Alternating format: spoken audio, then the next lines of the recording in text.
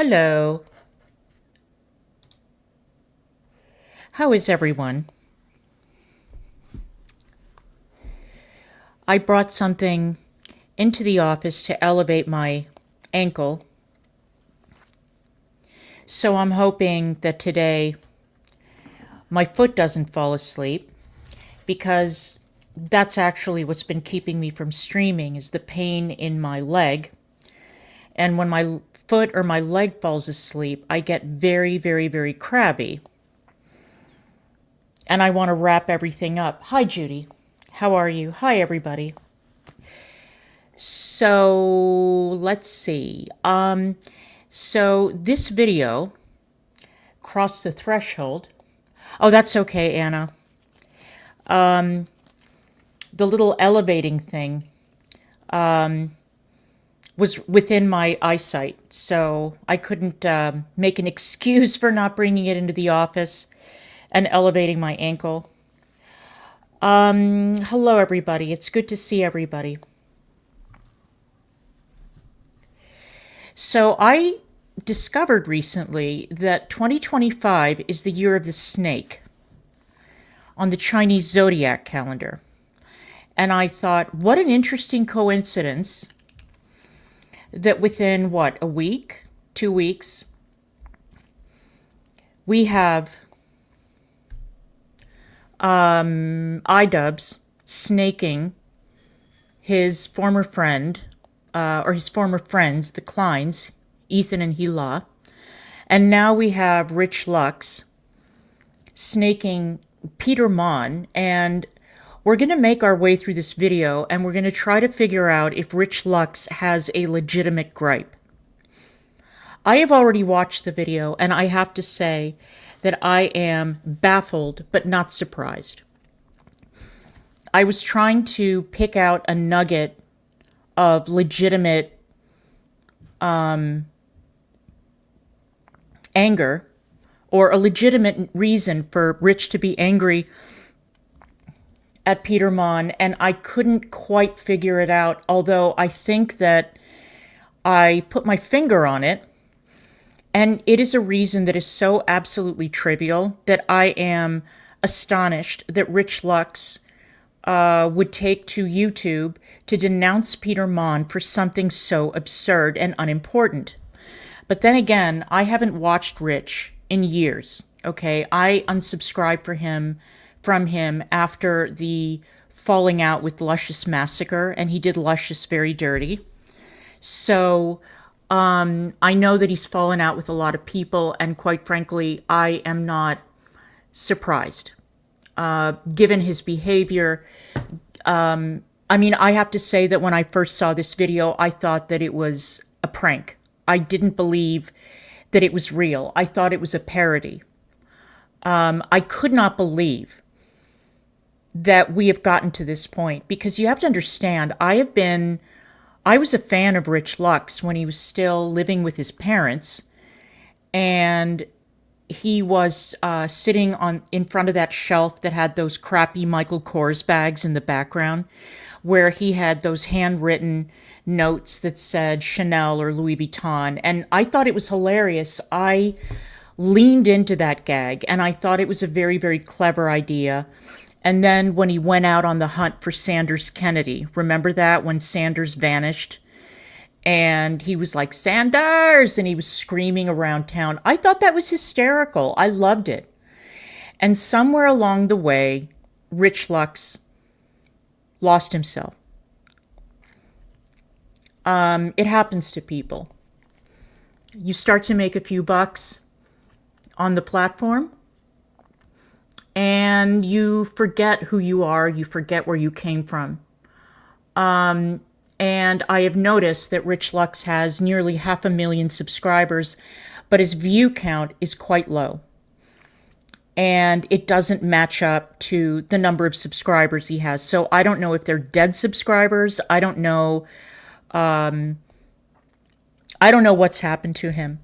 And I refuse to go back and look at his content going back a couple of months, because I'm not interested in his topics. I find him annoying. and I just don't like him. I don't like what he's turned into. And it makes me sad because I remember when he and Luscious would go to Las Vegas and they would be in the same hotel room and they would tell stories, and my sides hurt because I was laughing so hard. I thought that they were an amazing team, really an amazing team. And obviously, Luscious Massacre is incredibly talented.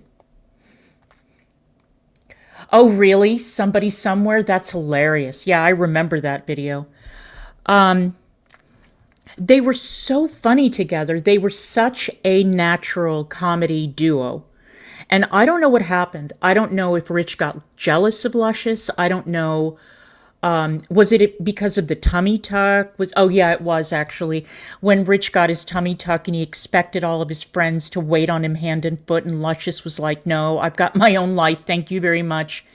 And Luscious has gone on to win an Emmy Award and to live a really, really good life. So anyway, before we get started on the video though, I do have an announcement because it's going to have an impact on my channel going forward. Okay.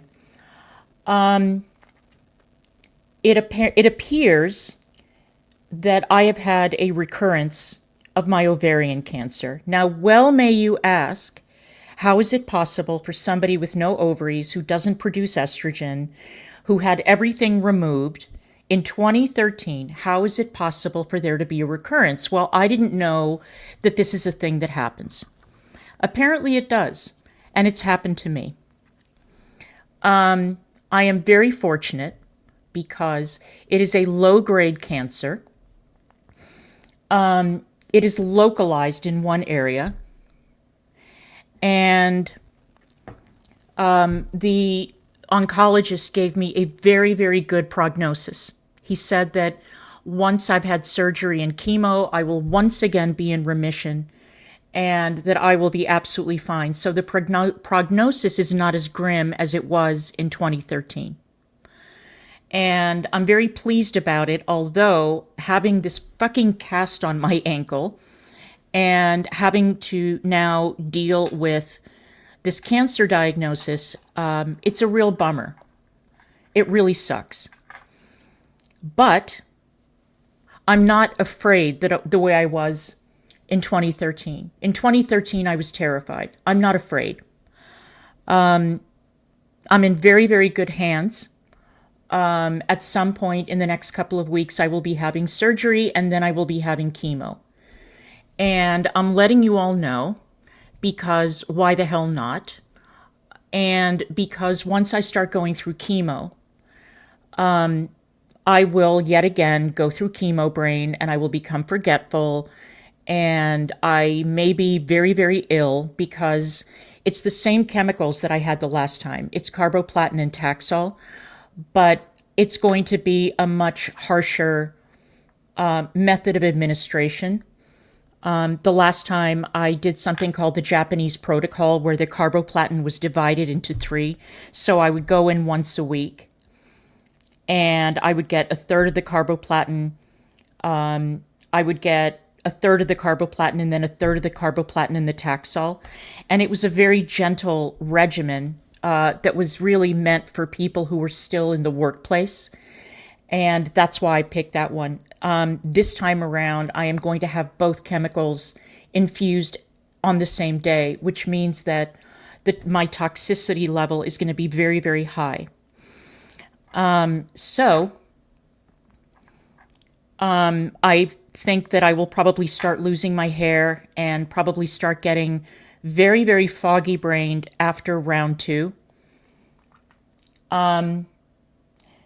And I find it hilarious that the angel of death came for me in 2013. The angel of death came for me again last month on a lonely country road in Indiana. And the angel of death just will not leave me the goddamn fuck alone. But I have dodged the angel of death's scythe. This is the 3rd time. And I'm not planning on giving in. Not yet. I'm not ready. It is not my time. So, Anyway, I may post updates on my community tab. I may not. I haven't decided yet. It depends on how ill I feel. It depends on how grumpy I am. It depends on whether or not I even, at a certain point, remember that I have a YouTube channel. But I will be fine. I will be on the mend, and I will be okay.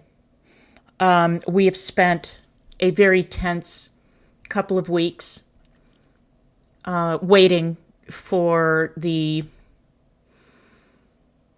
feedback from the oncologist, but the oncologist, like I said, was very, very positive. So here I go again. Here I go again. And if anybody wants to use this as a way to beat me over the head or say that this is karma or wallow in schadenfreude or whatever, I just want you all to know, those of you who are inclined to behave that way, that not a single thing that you say or post online will have the slightest impact on my level of care or on my prognosis going forward. So if you want to behave that way, feel free to do so. I expect nothing less from many of you, but I'm sorry, you guys can't get rid of me that easily. Not yet. So anyway, let's go into this Rich Lux video and let's have a few laughs, shall we? Trust me, I'm much better now than I was, like I said, in 2013. And I'm just fine.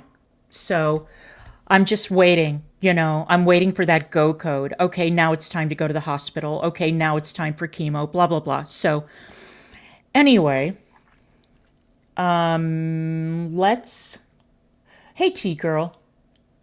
Yeah, I know, right, T-Girl? That is so true. When it rains, it pours. Yeah, that's one of the reasons why it was really important for me to clear my desk, if you will, of all outside interference, all issues, and just be able to focus on what it is that the doctors tell me to do, follow their orders, and that's it. Yes, I did like Rich and Peter, Queen of Karma. I sure did. I liked them both. And like I said, I stopped liking Rich when he went after Luscious because that was really cheap. And there's something really gross about having a falling out with a friend and then turning it into content and monetizing it.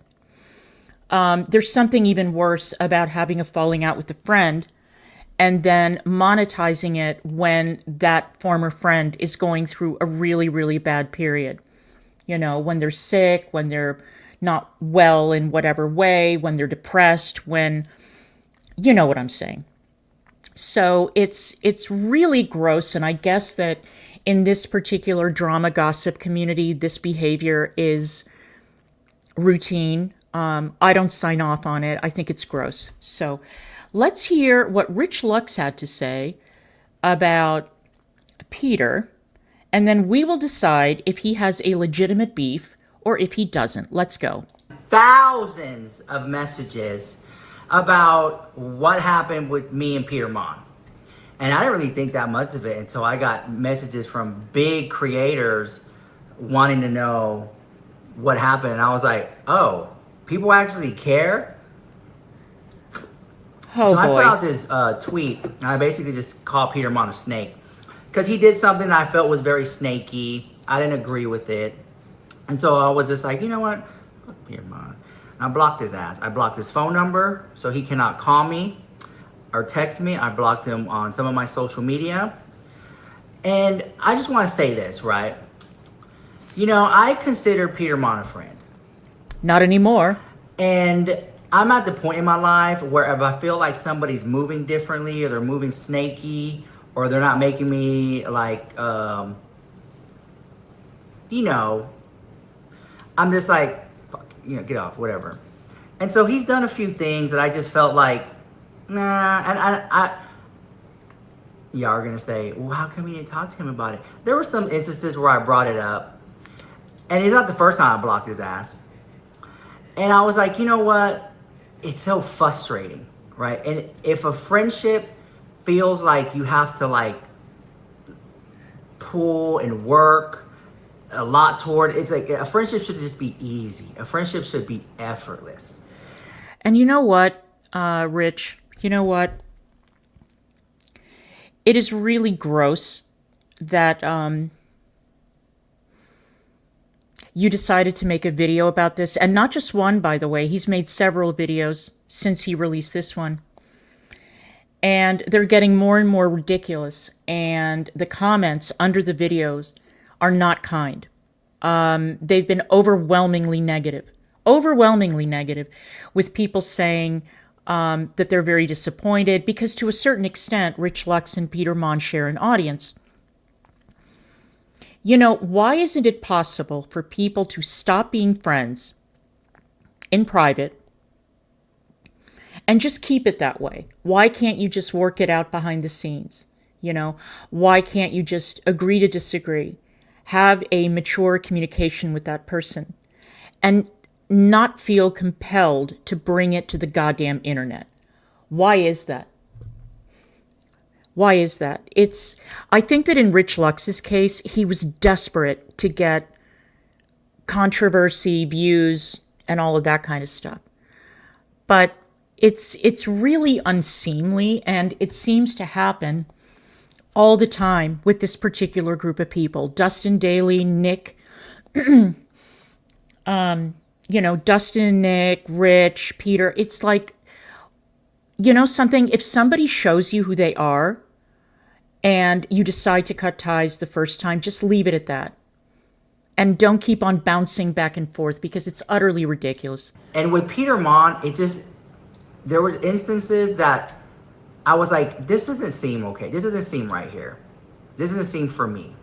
You know, and there are many examples. And this is a friendship that I've had. Well, how long have I known Peter Monn? 5 years now, maybe more? And, you know, there were points where I would talk to him every day on the phone.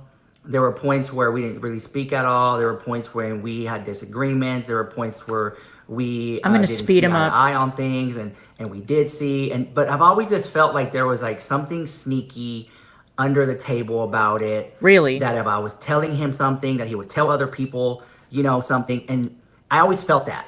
Well, did he? And I always feel like I'm an open book. Like I would send Peter Monn receipts from here to the moon. I would send them receipts. Hey, Jeffree Star did this. Do you want to talk about that? I don't agree with this, Jeffree Star. That'll be a good video for you. Why don't you do that? And I would send him receipts, and he would take my receipts and he would use them in videos. He even asked me, what I thought was so annoying. He said, oh, can you not watermark your receipts and just send them to me? And I just felt like that right there was kind of like, oh, so you don't want people to know that we're friends. You don't want people to know that you got it from me. Like, why do I have to remove my watermark to send you the receipt? You know, Okay, so that's point number one. Supposedly, Peter told him not to watermark his receipts. Okay, so that warrants an entire video. Okay. Why didn't you just stop sending him stuff then? If you were so put out by that request, which seems very, very petty and stupid, but oh, there's more. Let's go. It's so big that you can't even see the receipt. You can see it. It just came across like it's hard. I'm not a Caucasian guy sitting up here making drama videos. I'm a POC. I'm Hispanic, Puerto Rican, and black from the waist down. And I'm just like, you know what? It's hard. And I don't want to make this a race thing, but it's hard when you're POC trying to do commentary and drama. It's hard. It's a lot easier for white creators because I've seen it. I see it all day, every day, twice on Sunday. So for you to tell me not to send you the receipt with the watermark, that hurt. Okay, so now we're playing the race card. Now we're playing the race card. Oh, I don't want to make this about race, but... So, I'm sorry. Don't you have 500,000 subscribers? I don't think that you're suffering. I don't think that anybody has said anything to you or behaved in a way that would make you think, oh no, I can't make it because I'm a POC. Really, Rich? This is what we're doing. We're now playing the race card from the bottom of the deck. What an absolutely cheap stunt that is. A cheap stunt. Over 470,000 subscribers. I think you've done very well for yourself. I mean, whatever. Let's continue. And I was like, that sucks. Because I work hard for my little receipts. I put in more work on my videos, on my drama videos, than Peter does. So I don't know why he's telling me not to do that. But that's just that's just so small. That's irrelevant to the whole situation. It is irrelevant. I look back at the whole friendship, and I was really like just auditing the whole thing. Last year, I went through a situation with a narcissist. The first time, like a whole narcissistic friendship. I read a lot. Your first time with a narcissist, why do I have a very difficult time believing that? No, sir. Why do I have a feeling that going forward, we're going to be hearing a lot of projection? Why do I get that feeling? Are you kidding? You're in the fucking drama community. You're in the beauty drama community. And you say that last year was your first time crossing paths with a narcissist? All you do is associate with narcissists and cover narcissists. But okay. About it, I got therapy about it. And some of those things apply to Peter Monn as our friendship. And I'm not going to go there specifically because that'll be like a 1 hour video. But I will say this. It was like I have sent Peter Monn, he has a P.O. box. I've sent him packages upon packages of things. And sometimes he'll tell me he got it. Sometimes he'll tell me he didn't get it. Or, I wouldn't know. Or he'll just be like, oh, thanks for this. Appreciate it. Oh, you're welcome. And I thought about it and I'm just like, I've sent you little packages and it's nothing crazy. Just samples of makeup or skincare or just little goodies that when I would see him, I would send it to him. Because, as a friend, that's just kind of like what I felt like. Hold on. Let me pause the video because the housekeeper just got here and I can hear them doing their thing. We'll be on time. I'll be right back when they finish. See you guys in just a moment. Real self-worth comes from doing hard things. Somebody put that in the chat for me. And I just want to say this. This is not an exposed video of Peter Monn. It's not a takedown video. Please do not send any negativity or hate. It's not a takedown video. Because that is something that people don't always say to me. Oh, don't send any hate. I don't ever get that grace. And here's the thing. Back to the packages, right? And I was looking back and I was like, I sent this guy so many packages and it's not about me not receiving packages. No, it's just like the thought of it. And I was like, it's a lot of effort, to get up, go to the post office, do these things, or even pay someone to do it. You guys know I have help, I have an assistant. And it's like, damn, bro, I've known you for all this time. And it's just like, it just feels like a take, right? And that's. Okay, so you sent him gifts, presumably because you were fond of him, and now you're accusing him of being a taker. Did he ask you for these gifts? If not, then what exactly are you complaining about? And I like that little mention of his assistant. Oh, yes, I have an assistant. Okay, Rich, you do you. And it's so much work to go to the post office. See, by the time I got to this point in the video, I thought this can't be serious. This has to be a parody. If you really think that going to the post office really puts somebody out, I mean, I get it. He lives in Houston? And I get that maybe standing in line at the PO is a drag, but it's not that big of a deal. It really isn't. So was all of this transactional? Were you expecting to get a ticker tape parade whenever Peter received a package? I mean, you must be joking. Let's continue. That's in the physical form of like packages being sent out. I never get anything back. Not that I was doing it to get anything back. So you're going to give somebody, give out of the kindness of your heart, not to receive. But it is noted. Okay. Then I started the drama with Raw Beauty Christie happened, right? And then Peter Monn told me the conversation he had with her. And she brought my name into it. And she said, well, what about Rich Lux? And Peter Monn told Raw Beauty Christie, oh, we don't have to worry about Rich Lux. Don't worry about Rich Lux. And? What do you mean, don't worry about Rich Lux? And? What is that supposed to? It just came across like, I'm nothing, I'm nobody, I have no weight in the game to, make to gather up people to be like, look, I'm calling this out. And it came across like very undermining, right? And then I started to look at the scope over the years of the friendship, and it came across very controlling. Because there were times he would ask me a question, and I was like, I don't want to talk about that. I'm going to save that for myself. And he would really press it. He wanted to know what it was that I was either doing, or honestly, it's been so long, I don't even know. So why are you bringing it up? I was just like, God, this guy really wants to know things. This guy's really, like, controlling like that. you know? And and the thing is, I've always gave into him because I felt like he was a friend. But now I look back, I was just probably being manipulated so he can get tea or get the upper hand or something. And I was like, you know what? No, not anymore. And here's the thing, right? Peter Monn, to me, I've always admired him and looked up to him for many reasons. But this one reason in particular that sticks out to me is because he's an older guy. And for him to be openly gay, and I always call him Butch because he doesn't like, you know, he always with the flannels and the black tee. He always comes across very like straight passing. Like you'll never see him like, just, gayed up, I always make fun of him about that. I was like, why don't you come on, bro? Why don't you like, just go like super gay. I think that's funny. And he's just like, because Peter Monn is an older man, because that's not Peter's style. It never has been. And Peter Monn lives in Indiana, you idiot. He's a married man. He's settled. Why would he have to dress the way you do or wear makeup like you do or whatever? Why would he have to do that? It's a personal choice. And if Peter ever did that, it would really smack of phoniness. Nobody would buy it. Yeah, exactly. Exactly. It's ridiculous. Let's continue. Never would. But that was just the thing I always thought he should do.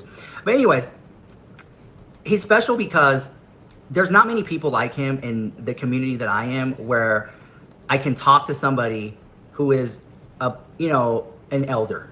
And I'm not trying to be shady because yes, you are. Than me.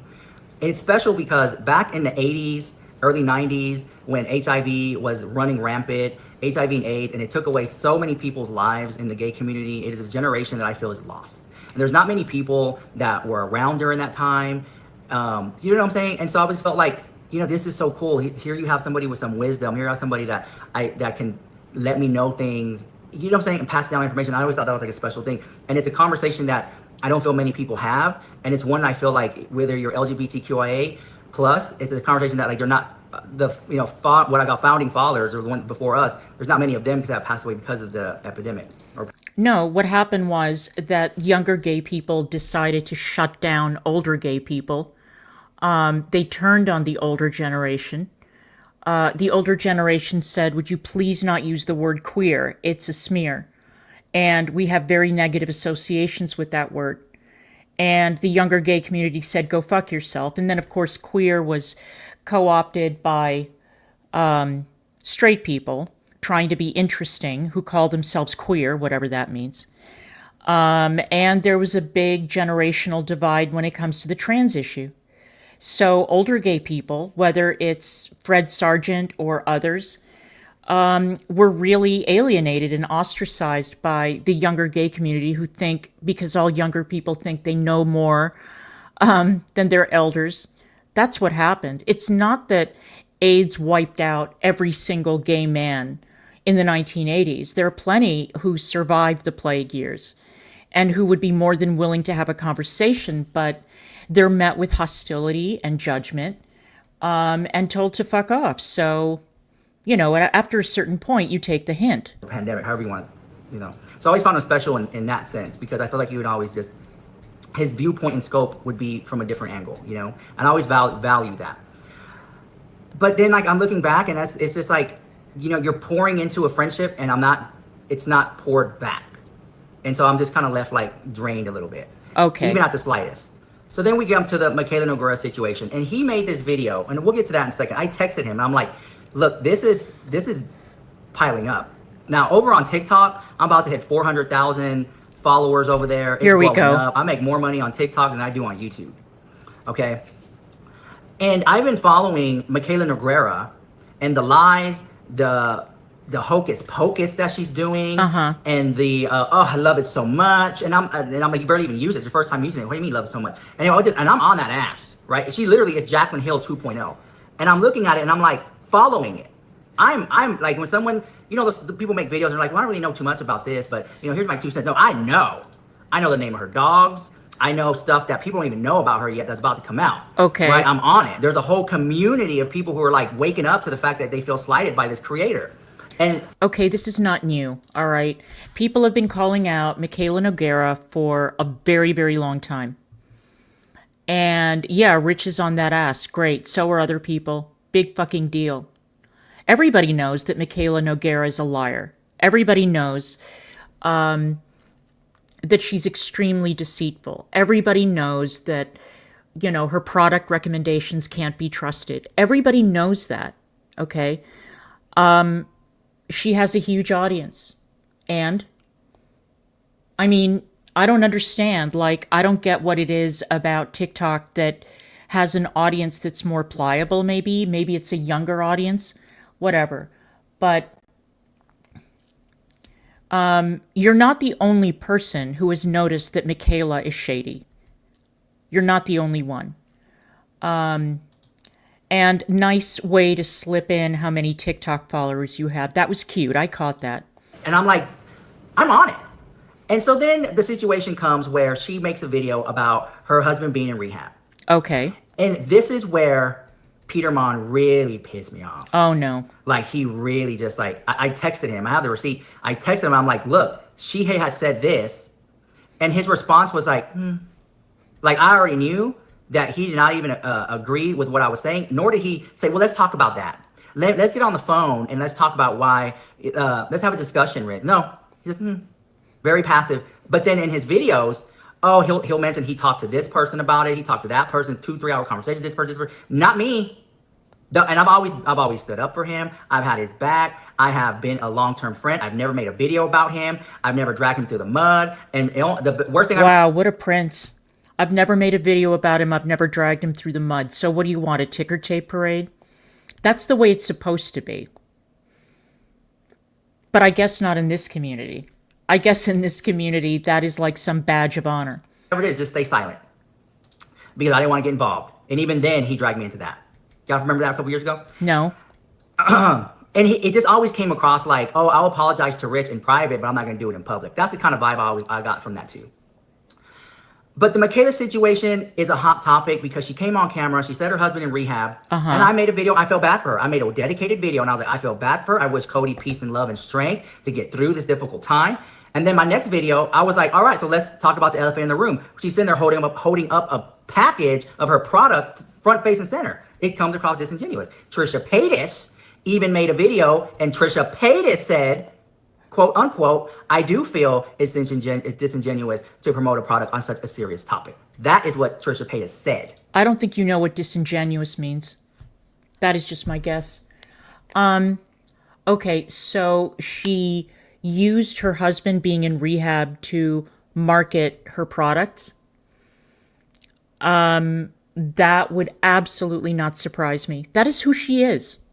And I think her husband is fully aware of that too. That's who she is. And so whatever. We're going to figure out what the hell this has to do with Peter Monn. Just a second. Peter Monn said in his video that Trisha Paytas didn't say anything at all. No, she did. I have the receipt and I put it on my Twitter. Oh my God, who cares? So if he ever would have called me, I would have been like, this is what's going on. But I didn't get that grace. And I was fed up with it. So then Michaela Noguera drops another video days later, like a day or two later. Get ready with me to see my husband in rehab. That's tacky, but that's her. Come on. If it was anybody else, if it was Shane Dawson, Jeffree Star, Trisha Paytas doing that, they would have held him to the flames. So then Peter makes a video. And in that video, I already knew, you don't got to tell me twice. I've been friends with him for such a long time. I already know he was shading me. He's like, any drama channel who want to talk about sobriety, something like that, right? And I was like, no. You're seeing this situation because it's a triggering thing for you. It's something that you've been through. Yeah. And your lens is so focused on the addiction part of it that you're failing to see that due to the totality of circumstances, this does not seem genuine. Okay, it seems genuine to me. It's a genuine cash grab. And that's Michaela's entire gig. That is what she does. I mean, doing a get ready with me to go see my husband in rehab, yeah, that's tacky as fuck. I agree. But that's why I don't watch Michaela. That's why I'm not interested in her content. She gets on my nerves. So my solution to this problem is I do not watch her. You mean to tell me that because Peter went on his channel and he focused on the rehab element of the story, that this is a problem for you because of something that somebody did on their channel, which was their choice, and they decided not to go with the talking point that you went with? Are we talking about adults here? This is so unbelievably childish. And weren't you saying, Rich, earlier that you thought that Peter was very controlling? You're the one who's controlling. I see a lot of projection going on here. And I swear I'm always going to have a little doubt in the back of my mind that this is a legitimate video. I swear to God, I still think that this is a parody, although I know it isn't, because Peter has uploaded a couple of responses, and he's vexed. Keep in mind, Peter is a married man. Peter has like 300 YouTube channels, and maybe he's busy. Maybe his entire life does not revolve around Michaela Nogueira. Okay? Maybe think of it that way.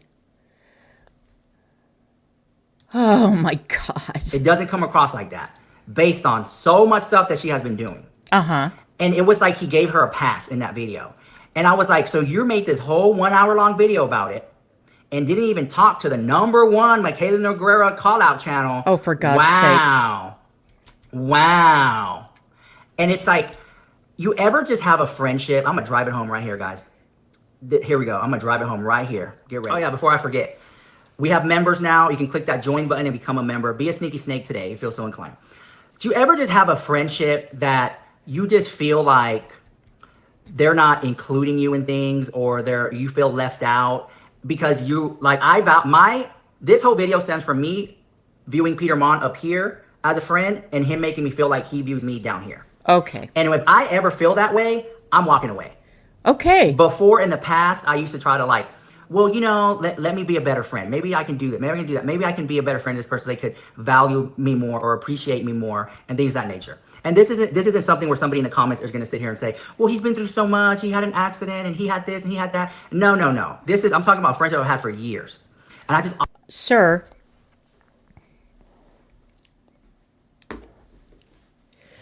Peter had a seizure and he got into a traffic accident and somebody died.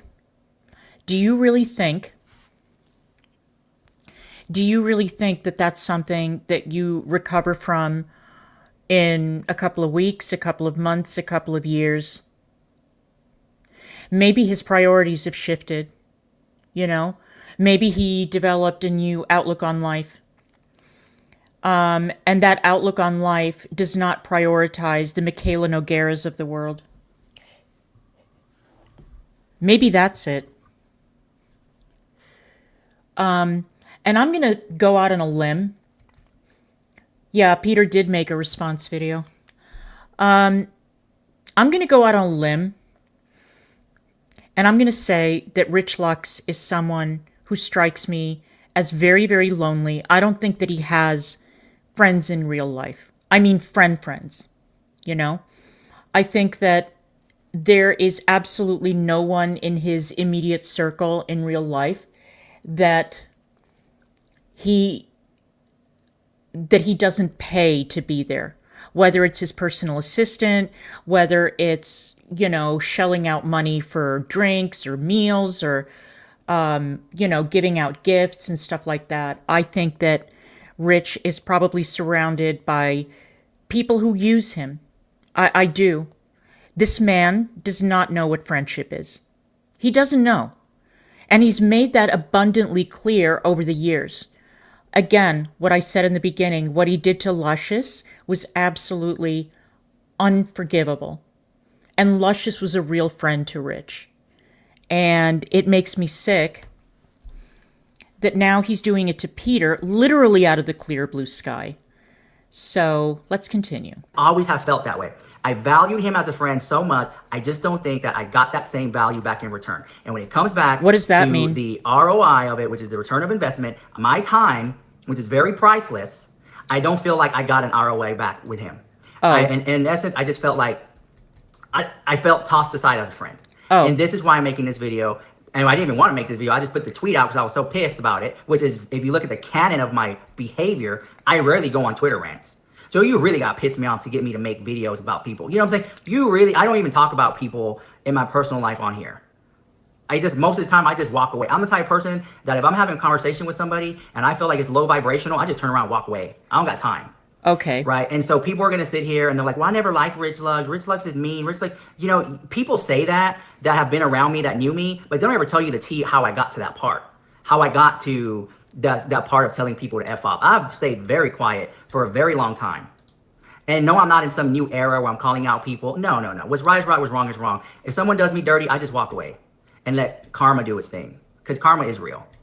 And I'll let it do its thing. No, it isn't. Let it do its thing. You got like big back, fat ass, luscious massacre over there, right? She had said so many negative things about me, and I'm working on a 1-hour documentary on that ass. Oh, so we're back to Luscious, are we? Make sure to include the part where Luscious cut you off, and it was only then that Luscious was free to go to LA and win an Emmy Award and have his makeup skills recognized by professionals. Make sure to include how successful Luscious has been since he turned his back on all of you and discovered what his actual value and worth is. Don't leave that out, Rich. Don't leave it out. You're working on a 1-hour documentary, huh? Well, I'm sure that it'll have absolutely no impact on Luscious's career or life, but do continue. Me and Joella Puss, because she had done Joella Puss dirty. She had did Joella Puss so dirty, so that's a video that y'all wait for that one. But then you have these people who have were just orbits in my life, right? Like mainly women. And they'll just be like, well, Rich Lug did this to me. He was so mean to me. Like, yeah, but you didn't tell him why. You didn't tell him why I cussed you out. You didn't tell you, they never told you why I told you to F off, but I'm the bad guy. Sure, make me the villain. Because in somebody's story, I am the villain. Hey, Cece. But y'all don't know how I got there. Oh. So I understand there's people on here who don't like me because of my relationship with Jeffree Star, Shane Dawson, who else? Insert whatever problematic YouTuber that I've been associated with here. And I just felt like, you know what? Hi, Kay. I read this book called Let Them. And I didn't do the Audible. I read it. I read the book. Okay, good for you. And when reading the book, it really just opened up my eyes. It really changed my life, right? And if you guys want to like a self-help, make your life better, that's a book I would recommend, is Let Them. And it just says, just let people show you how they move. Let people, don't ever, and that's what I did with Peter Monn. I let him show me how he values me as a friend. I swear to God, my irony meter just broke. My irony meter just broke. It's almost like this guy thinks that all these years that he's been on YouTube have gone down the memory hole and that nobody remembers his behavior and the behavior of his circle. It's amazing, isn't it? Hasn't he fallen out with every single friend he's ever had on the platform? Or am I wrong? I don't think he has any friends left. Friends, I'm doing air quotes with my fingers. And let me put this into perspective, right? I never said, hey, you know what? I really feel bad that you left me out of this, or you know what? You did this to me. Let him. I just let him. Okay. And in letting him, I got to see where I fall in the whole grand scheme of it. And I was like, this is someone that I feel like he doesn't really value me. And which is such a shame because I'm a damn good friend to have. I doubt it. I'm the friend that if we hang out, I'm the one paying for everything. That's just how I am.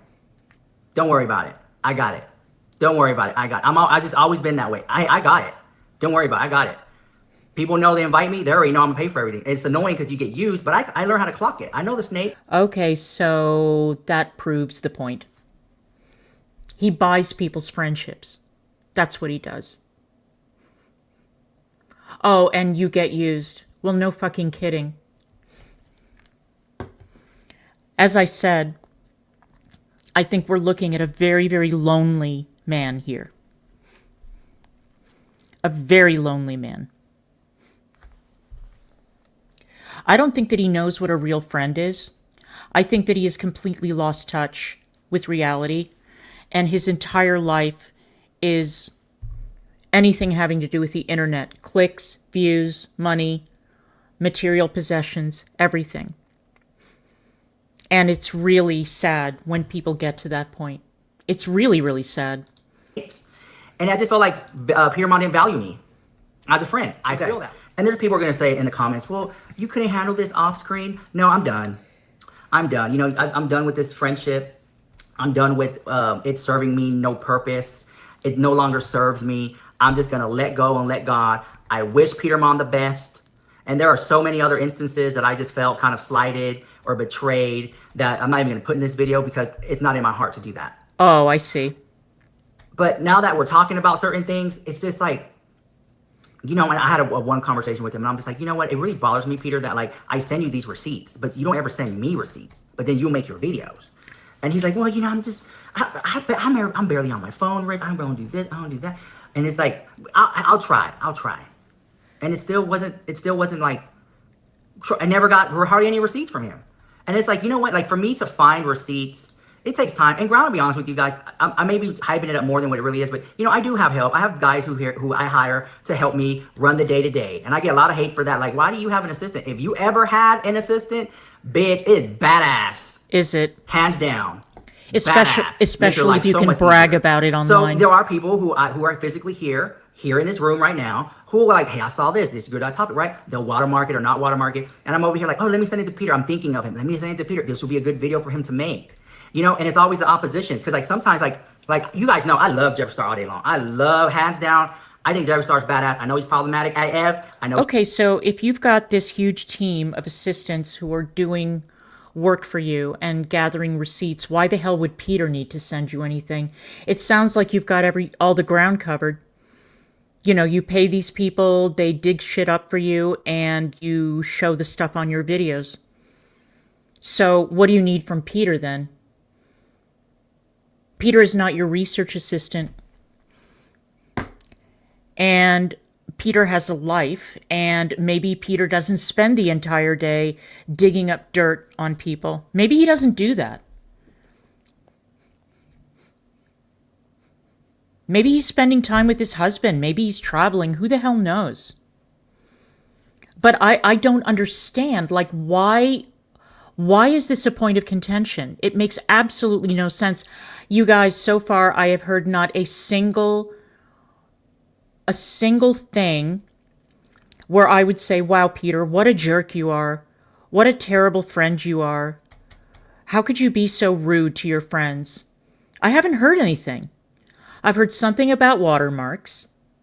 I heard something about receipts and Peter not doing the quid pro quo. I heard something about Michaela Noguera and how you took a different approach to her. And all of this is incredibly stupid and petty and says more about you than it does about Peter Monn, if I may say so. Shane Dawson's problematic AF. I don't agree with the things they've done in their past. I'm sure they don't agree with my things in my past. But I humanize them because I've met them in person, you know? So it's like, okay. And I just felt like when it comes to the drama, I would send Peter receipts and I would be like, hey, make this video, maybe talk about it from this angle. Because, you know, I know he doesn't, you know, think Jeffree Star's the best person in the world. And I was like, this would be a good video for you to make. Talk your shit about Jeffree Star. Right, here's the video. Because this is what some people are saying. On the other hand, I'm going to talk about good stuff about Jeffree Star because I love Jeffree Star. Right? At least you know what you're getting into. Over here, which is one of my biggest criticisms. You're biased. You know what I'm saying? And again, I'm a Leo and I'm very loyal. And I feel like I'm very loyal to Peter, and I don't think I got loyalty back. You are absolutely disloyal to everyone. Matter of fact, I take that back. I know I didn't get loyalty back. And there have been other creators messaging me in the past who were like, you know, Peter did this, he tweeted this, or he said this in the video. It seemed like it was directed towards you. And I'm like, I know. That's just Peter being Peter. That's just the gig, girl. That's just the gig. You know, and to do drama, you just have to have a thick skin.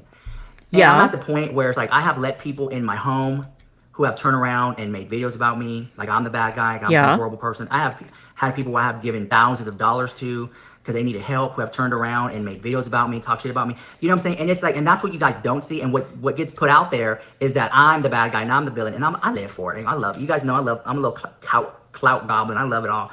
Oh, you and do, I'm just huh? like, you know what? It's sad. You know, I look at it, and the people who've been here with me, y'all see it. People here in this room who've been here with me, y'all see it too. I'm gonna email. I have a meeting. I think I have to wait. It's like, you know, certain people online will be like, well, Rich Lux is the worst and he's just a horrible person. And I am. And I'm not here to be liked by everyone. Well, thank If you for cross me, admitting I'm it. gonna call you out. I feel like you're a sneaky snake. I'm gonna call you out. Okay. Why does that make me a bad person? But see, you're not getting the whole story. Like when Fat Ass Luscious Massacre got on camera and told all my sponsors to not sponsor me. And I couldn't say anything because I didn't want to lose my sponsors. Uh-huh. But see, but it's a new year because I negotiated my contracts. And it specifically said that if people are going to come for me like that, I'm going to come for them back if I feel like I want to. Okay. And so when I had people come for me and say, take away Rich Luck sponsors, take away my sponsors that employ me and other people that put food on my table, take away my sponsorships because of falling out. No. So another reason I wanted to talk about Peter Monn too, since I'm like evaluating like the friendship that I had with him for 5 You know, the other day when I watched this video, or it was yesterday actually, I was trying to figure out if that hair is attached to the crown or if it's a whole separate toupee or what is going on the top of his head. Because I swear to God, the fidgeting with the crown and the way that the hair moves is so unbelievably distracting. And I know that he has had a lot of issues. And yeah, we're going to get to that level, okay? Because it's very noticeable. He has had so many problems with his hair. So many problems. And Rich, please, I know that you think you're sickening and fabulous. Just fix it. Okay, fix it, because the movement of the hair on your head is taking away from this extremely important message that you're trying to convey, okay? 5 years, is that I didn't see any growth. You know, I remember I invited him one time. I'm like, hey, I have a sponsor that would love to fly you out. I think it was either a campaign or like a music video or something. Never came. You know, I just was like, And I get the gig because people are going to say, oh, you know, but he struggles with social anxiety. He struggles with this and that. And I'm just like, baby, you got to get out of that. You got to get out of that and live your life. You got to live your life. Okay, maybe the life that Peter wants to live is not the life that you want him to live. Did that ever occur to you? Maybe he doesn't want to hang out with you and your vapid, shallow, materialistic friends. Maybe that's not the life that he wants to live. And if he has social anxiety, again, following an accident, I would leave the man alone. And I would understand, you know, that he didn't want to go out, that he didn't want to see you, or not you specifically, but that he didn't want to hang out with your crowd. Maybe he picked something up and he realized, you know, Rich is surrounded by sharks and users and, you know, I'm too old for this shit. Maybe that crossed his mind.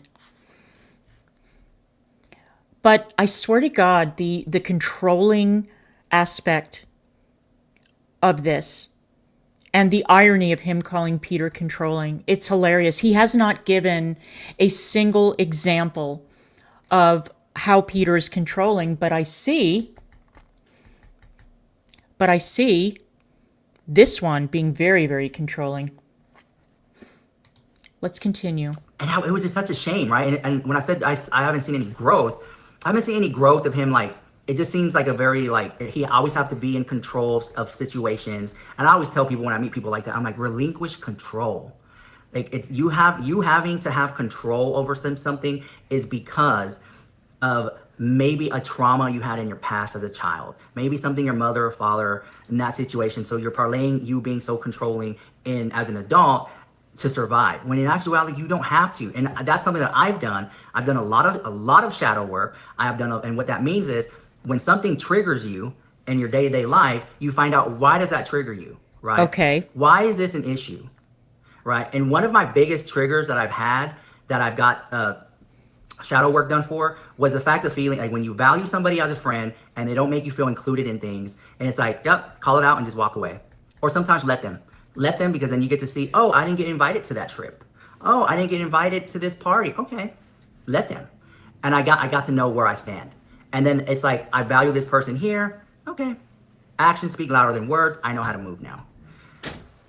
And I just kind of felt like Peter is a decent person, but to me, he wasn't a good friend. Okay, but we still don't know why. We still don't know why. So he wouldn't bend to your will. He disagreed, or he took a different approach to Michaela Noguera. and decided to focus on the sobriety portion of it instead of her, yet again, using her videos as a way to market her products. Got it. I don't get it. I just don't understand. And there's nothing more fucking irritating than somebody who just went through therapy, or somebody who read a book or discovered some YouTube channel or whatever, and they start flinging around all this therapy speak. This is something else that that asshole iDubbbz did in his new so-called content cut video. This is exactly the kind of thing. I mean, it's like iDubbbz, Anissa, Rich. I was thinking of somebody else, and the person slipped my mind. But it's almost like the more therapy they have and the more so-called, quote-unquote, self-aware they become, the worse people they become. I don't see any growth. I don't see anything except for a lot of jargon being thrown around. I mean, iDubbbz, admitting that he just learned empathy at the age of 32. Can you imagine confessing to such a thing? Can you imagine iDubbbz saying, oh yeah, well, I took a look at my content cop material and I was being very nitpicky and petty, and I don't know why I thought I was better than the people I was critiquing. These are broad strokes, okay? I think that tomorrow I'm going to get around to that content cop. And then he turns around and he sticks a shiv in Ethan and Hela Klein's backs. And he really doesn't see the contradiction there. It is mind-boggling. Oh, the other person I was thinking of was Zachary Michael, a guy who's been in therapy for years, and his life is completely out of control. It's like, dude, lead by example. How about that? Because nobody is going to take advice from you, Rich. Sorry. And I've had one other situation like that with somebody else, and I did the same thing. Just walk off. Just leave it alone. Because I'm not going to sit here and value somebody as a friend when they don't keep the same energy from me. In fact, now I know where I stand in the friendship. And going back and working and healing on my inner child and being around people who do want to invite not the me inner things, child, who if I invited them out to be a part of a music video, you know how many thousands of people would love to be in my next video, or would love to be in my YouTube video, who would love to be a part of what I got going on over here, and it just felt like, wow, I need to stop making people a priority in my life when I know I'm just like maybe an afterthought in theirs. Okay. And also time. Thousands of people. This guy really thinks that he's some kind of a rock star. Oh, thousands of people want to be in my video. Thousands of people want to be in my music video. Do they really? Where are these thousands of people in your real life? Where is this rich life that you are leading right now, babbling about your inner child? Usually I don't like to take a swipe at somebody who is genuinely trying to improve themselves through therapy or whatever. But all that I see among the people that I just mentioned, Zachary Michael, Rich Lux, and Ian and Anissa, are people who use therapy or who go through it so that they can talk about it, they can turn it into content, and they have not changed at all for the better. Not one iota. Yeah, this is part of the problem. This is part of the problem. It's not 2016 anymore. It's not lockdown anymore. Times have changed. The money is tighter on these platforms for most people. And you're just not the same person. I mean, the thing that I loved about Rich when I first started watching him was that he was very humble. And he created this character that was very braggy and very show-offy. And it was hilarious. He knew how to laugh at himself. Nowadays, it's like he's turned into that character for real. And that character as a real person is very obnoxious. But the character as a character, as played by Rich Lux, was hysterical. And I miss that Rich Lux. I really do, because Rich genuinely made me laugh. He was genuinely funny and original. And now he's just, he's living that dream fake LA lifestyle in Houston. He has no friends. And all he can do is brag and show off about how much shit he has and how much money he has. And I'm sorry, but the views that you're getting on your videos on YouTube, you're not making a lot of money on YouTube anymore. Those days are long gone. Times have changed. Peter Monn said the other day in his video, I don't really, run to make a video anymore. I don't really get excited to fire up the camera and talk about the latest drama as it happens. And I was like, I do. I get excited. Okay. One of the things that he's always told me is just like how it's not hard to turn on the camera and talk to people for 10 minutes about what you're going through, how you're feeling, a hot topic that's going on. And I've always, because there are some days I wake up, I'm like, I don't want to make a video. I'm tired. I can't get a day off to save my life. I barely get a rose.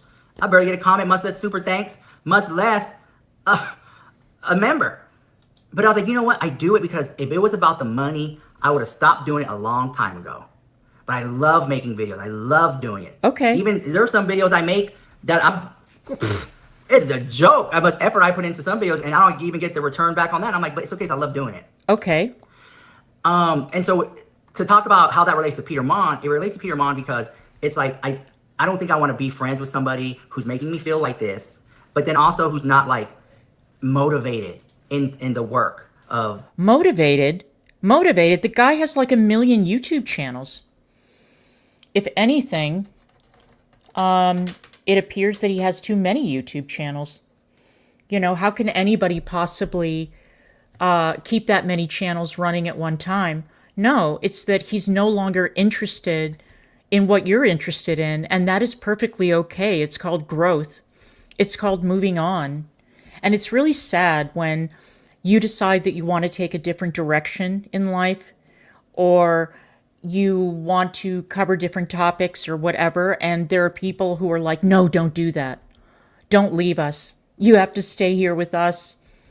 Don't go away. Like, no, sometimes you just have to, say enough is enough. I'm not getting any younger, and there are other things I'd rather talk about than this nonsense. And, I can't say that I blame him. Good for him. Making videos. And then Peter Monn, he will tell you, I'm just a guy with the camera.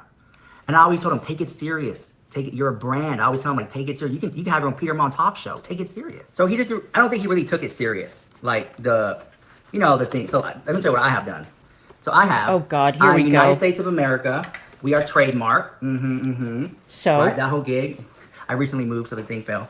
And also, I got a new one. Also, last year we were Influencer of the Year in the state of Texas, 2024. Okay. Okay, with the seal and the plaque and everything. Like, these are pretty big accomplishments for a drama channel that's a little Spanish kid. It's like an amount of stuff that I've been through, and people try to take me down. People I thought were friends try to take me down. The amount of accomplishments I have, I'm proud of it. I'm proud of what I do here. Okay, good for you. And I don't let my triggers dictate how I'm making my videos. So again, back to the Michaela Negura situation. Oh God, here we go. That was when I blocked him and unfollowed him. But as you can see, there was things building up to that. It was the fact that in doing the drama commentary that I personally found his video that he failed to see the drama, or whatever you want to call it, her relapse, not drama, whatever you want to call that. I just felt like he failed to see it through a different lens, through a scope of a person who's not in recovery, who had substance abuse. Like, see it from a because Peter Monn always lets you know, I'm so many years sober, and I'm we know, right? It was like, this situation is like, I feel like you failed to see it through a different lens. So the fuck what? So the fuck what? It's not your channel. Yeah, we all know that Peter has been talking about his sobriety for years. And we all know that Peter takes it very seriously. We all know that. You're failing to see it from his lens. And why would he expect you to do that? You haven't been through that experience. But why is this so triggering to you that you would sit down and you would make a 45-minute long video because of a difference of opinion over Michaela fucking Noguera of all people?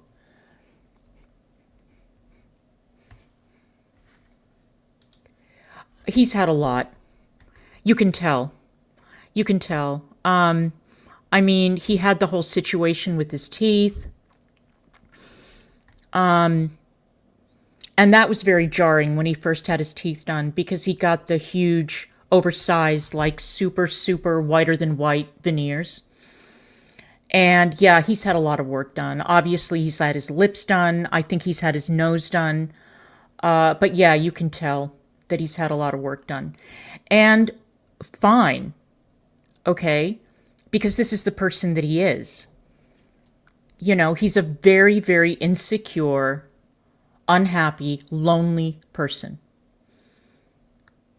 And honestly, you know, if I were his friend, I would tell him that some of the tweaks that he's made are very unflattering and not attractive and come across as very harsh on camera. But we're not friends, so maybe one day he'll figure it out. And I was like, wow. And you see, it's a lens that I don't have because I don't have like substance abuse. I don't drink. You guys know me. I don't drink. I don't smoke. My dad passed away from cirrhosis of the liver. So I see that drinking is not as glamorous as what it is, right? I've been in relationships with people where all they want to do is smoke pot all day. It's like not glamorous. Like that's not my gig. Okay. I love making money. I love making videos. I love getting deals and contracts. That excites me. It's fun. I love, love, love going to new restaurants, dressing up. And that's just who I am. I love. And I want to say this, I love Peter. Love Peter Monn. Do you? And it's like when you love somebody, truly, it's not like it's not conditional. It's unconditional love, right? Okay, I can tell. Yeah, when you really love somebody, you want to take control of their life and not let them have any of their own thoughts and tell them and micromanage them until they go crazy. Yeah, that's real love. That's real love. Oh, I know what you need to do. How about no? How about no? Or maybe how about I'll take it under advisement? How about that? Like, oh, I love Peter, but I just don't love him when he does that. Then that's not real love. I have been in a friendship with him for so long. I know the good, the bad, and the bottom line about Peter Monn. I just felt frustrated as a friend that it's like, you know, I've been in this friendship for far too long and I don't feel like I'm getting any value out of it. I don't feel like the ROI, the return of investment is great. On top of just kind of exactly. Like, I don't feel like filming today. I don't get excited about filming. And it's like, I just don't want to be around that energy. And I want to be around the energy of people who are excited about making videos, who are excited about getting receipts, who will celebrate me, who will say, yes, I'll keep celebrate your me. Watermark in there. Yes. And then he told me I need to stop making my YouTube videos that when I put his clip in there. And he said, you're using about 5 minutes of my clip. I've not used 5 minutes of his whole clip, maybe 2. You know what is really incredible to me? The ego on this guy. The fucking ego on this man. Oh, I want to be around people who celebrate me. I wonder what that means. I wonder what his definition is of celebrating him. Maybe mentioning him in every video, kowtowing to him, calling him stunning and brave, saying that he's a great goddess or whatever. I mean, it is so sad. I mean, it is so obvious now at this point in the video that his entire life has been consumed by the internet. His entire life. He has no real life because his entire life is lived online. And that is the worst thing that can happen to you. And he's too young for this. He's too young to slip into this mindset because it is going to cause him an enormous amount of suffering. And he's going to wake up one day and realize what a huge mistake he's made by spending this much time on materialism, gossip, stabbing people in the back, clout chasing, all of it. I'm telling you, as lonely as he is now, it's going to get worse as he gets older. 2 or 3, the max 4, to drive a point home. And he was like, yeah, just give it a mention. Just say, y'all check out Peter's channel. You don't have to mention, put my clip in it and take my views. That's what he said. And I was just like, what? There were a lot of people who would be excited to know that they were on a Rich Lux YouTube video. Every time I put somebody new in there, I get messaged. I'm so excited about it. Like, if anything, Peter should have been excited that I was including him in my YouTube videos. But he started telling me not to put his clip in my videos anymore. The few times that I have. So that was like, I don't believe this. Where I'm at on time here. It just felt, I don't know. It's just so many, and there's so much more. And I was like, you know what? I'm not going to get on here and feel belittled or in this friendship anymore. I'm not going to hold my tongue because what you're going to say. I'm not going to walk on eggshells. I'm walking away from this friendship. Okay. Wish you the best. I hope you, it's on? Okay. So again, not the filter glitching. So again, I'm using the Michaela Negura filter, guys. So, and just, anyways. Yeah. I don't know. I felt like I was a friend to him. I felt like he could have been a better friend to me. And with that being said, I know that I'm a good person. I know that there's no one out there that can tell me otherwise. I know that I'm glad you think with so. Love, and that I move with light. And if anyone is going to make me feel like I'm dimming my light, if anyone's going to make me feel belittled, then that's not somebody that I want to necessarily associate with. Okay. And maybe I hope for the best that Peter would look at this video and maybe internalize that, you know, I'm sorry, Rich. I should have been a better friend. And it be that. And you know, yeah, it's sad because or am I alone here on this planet? But have you ever valued somebody that you just don't feel gave you the same love back? You know, that's in essence what I want this video to be about. And that's all. And that's all. And that's all, huh? I'm not going to get out here and fake cry for views or use language like, my heart is broken. My heart hurts. No. Because I checked out a long time ago. Okay. Peter Monn called me one day. He was like, what's going on? You haven't called me. You haven't texted me. Are you mad at me? And I was like, no, just hanging out. I met this guy and I flew him out. We had a great weekend. He was of age, unlike James Charles, guys. He flies out. He's like, what? I'm like, He's like, all right, be the bitch. But yeah, it's almost like he had like anxiety. Like, it's almost like he just had like this built up anxiety of like, people are coming for him. People are going to take him down. People, why didn't this person call or text me? Was something going on? Let me find, you know what I'm saying? I just don't have that. I'm different. I'm different.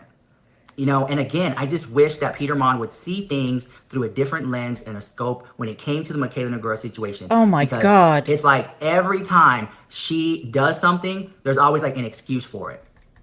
And it's like, how is it that every single time Michaela Negura is the victim? No.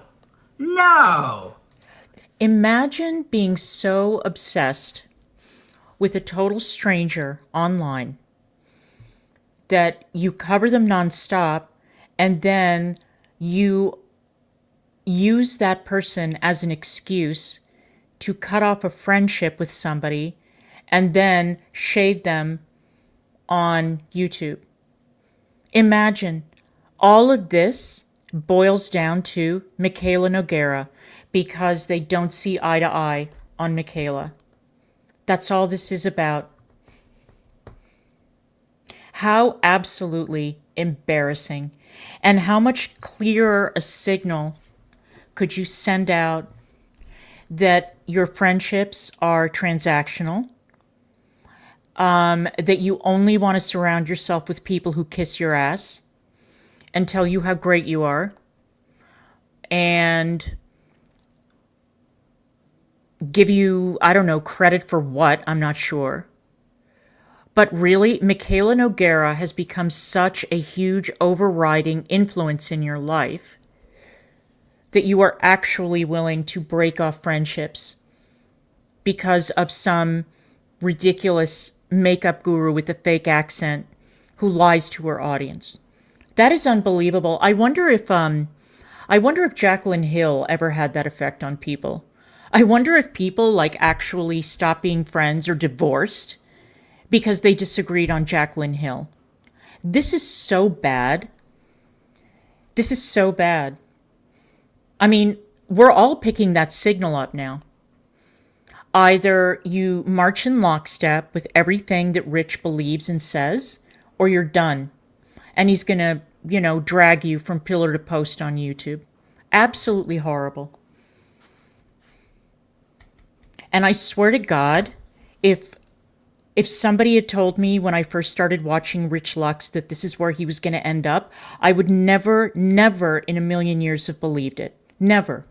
Not based on his humble, gentle, self-mocking videos. No way. I would have said, this is one guy who is going to go the distance. He's never going to change. He's going to be fine. And now look at him. It's tragic. It is a tragedy. It seriously is. When somebody just loses themselves like this. No. And it's like that video I made, or my multiple videos I've made, should have been like, you know what? I don't agree with this, but you are right. Like, at least that. At least that. I recently spoke to Jen Loves. I think her name is Jen Loves Reviews. Send her this video because I mentioned her. I sent her the receipts. And she said, thank you. She didn't ask me. Oh my God. Did you hear what he just said? I think I talked over it. He said somebody sent her this video because I mentioned her. Stay away from Jen Loves. She's doing really, really well. I'm sure she couldn't give a fuck that you mentioned her. And she's got her own gig. And she doesn't need somebody like you in her life. Leave her alone. To not watermark it. She asked her if I could use a clip of her video. She's like, yeah, use all the clips you want of me. I don't care.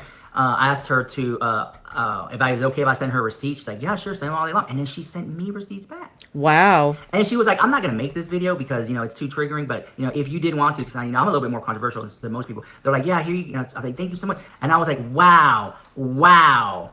Jen Love, thank you for making me feel appreciated. Jen Love, thank you for making me feel like it is not missed upon you or me, the work that we do here of calling out influencers for their shady business practices. Thank you. Don't you dare compare yourself to Jen Loves. You two are not even in the same atmosphere, really. You have nothing in common. Nothing. Jen does a lot of work. Jen does really good research. Jen is charming. Jen isn't vain and materialistic. Jen is lovely. And people respect her for that reason. I mean, the nerve of this guy. Seriously. And thank you, Jen Love. And that's another one where Jen Love's reviews, people didn't think that, they didn't worry about her too much. And then her views shot up. And all of a sudden, she's a force to be reckoned with, making thousands, if not millions of dollars. Uh-huh. Clip that and send that to her. Oh, my God. She deserves her flowers all day, every day, and twice on Sunday. And so I just am in this new mind after reading the book, let them, that, you know what, if people aren't going to value me, they're not going to make me feel like I'm great, that I'm a blessing, they don't need to be part of my life. Oh, my God. And it hurt because this was a friendship that I had for 5 years, maybe more, and I'm just walking away from it. Not one time did Peter Monn invite me to, where's he live? I don't even know where he lives, whatever, Indiana, Hotel Patachou, whatever. I could easily just take a jet out there, have the lunch, brunch, and then fly back home, not bothered. And so, yeah, that's another thing. So I don't know what the deal is with that. I don't know why. I don't understand the gig. I don't understand why I was never treated like a friend, really. It just seemed like I'm just some phone buddy that you get receipts from. And after 5 years, for me to feel this way, no. And I know that maybe one or two diehards in the comments aren't going to agree with what I'm saying. That's okay. That's fine. Because you weren't. No, it wasn't one or two diehards in the comments. It was the entire comment section. The entire comment section turned on him. The entire comment section. He had zero support in the comment section. Zero. You guys hang on for a second. I'll be right back.